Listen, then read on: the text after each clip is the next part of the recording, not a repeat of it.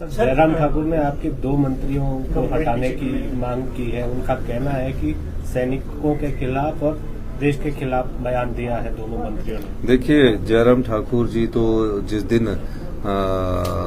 यहाँ एक राष्ट्रभक्ति की बात आ रही थी उस दिन तो वो नाच कर रहे थे, उस दिन तो डांस कर रहे थे।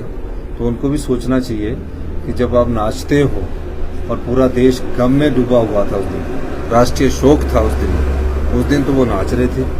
तो इस प्रकार देशभक्ति उन पर उंगली उठा रहे हैं जिन लोगों ने इस देश की एकता और अखंडता के लिए अपने प्राणों का बलिदान दिया। जिस विचारधारा ने इस देश को मजबूती प्रदान की, इस देश में 2 प्रधानमंत्री, जिस कांग्रेस की विचारधारा ने इस देश की एकता और अखंडता के लिए बलिदान कर दिया, ऐसा उदाहरण पूरे विश्व में नहीं मिलता।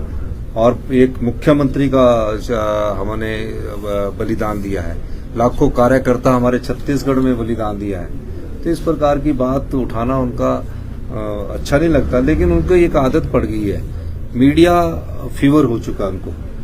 वो मीडिया के बगैर रह नहीं सकते, तो अनाप शनाप बयानबाजी कर देते हैं और अनाप शनाप बयानबाजी करके वो कभी कुछ किसी नाम से किसी को पुकारने की कोशिश करते हैं। ये उन्हें अच्छा नहीं लगता। मुख्यमंत्री रहे हैं और पूरे प्रदेश की स्थिति को जिस प्रकार से उन्होंने इस प्रदेश की वित्तीय स्थिति को बिगाड़ने में महत्वपूर्ण भूमिका निभाई है, उस समय जयराम जी को याद रखा जाएगा, क्योंकि उन्होंने इस प्रदेश के जो संसाधन थे उनको लुटाया है।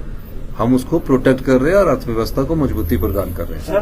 पार्टी ने कार्यक्रम भी स्थगित किए अपने, पर भाजपा का कोई कार्यक्रम बंद नहीं हुआ, यहाँ तक कि प्रधानमंत्री नरेंद्र मोदी भी। भाजपा का तो हाथी के हाथ दिखाने की और कुछ और है, खाने की और कुछ और। सर, जो धार्मिक शुल्क लगाया गया है उसको लेकर भी भाजपा ने कोई शुल्क नहीं लगाया गया है। इसमें इको टूरिज्म की बात है, जो हिमाचली है उनके लिए कोई शुल्क नहीं। लेकिन जब कोई पार्टी वहां रात को करता है तो इको टूरिज्म की तरफ से जो गंद फैला जाता है तो उसके लिए वो कहीं शुल्क लगा होगा, पर उसमें सुप्रीम कोर्ट के ऑर्डर है, हमारे ऑर्डर नहीं, सुप्रीम कोर्ट के ऑर्डर है। पर शुल्क कोई लगाने की बात किसी भी हिमाचली पर कोई भी इको टूरिज्म की कहीं जाता कोई शुल्क नहीं है।